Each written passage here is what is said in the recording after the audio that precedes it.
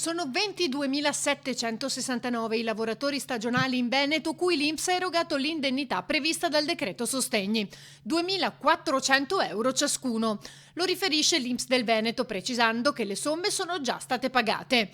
È una misura destinata a chi aveva già beneficiato dell'indennità prevista dal decreto ristori e a chi possiede i requisiti. Dunque gli stagionali, i lavoratori in somministrazione e quelli a tempo determinato dei settori del turismo e degli stabilimenti termali, gli intermittenti, gli autonomi occasionali, gli incaricati di vendite a domicilio e i lavoratori dello spettacolo.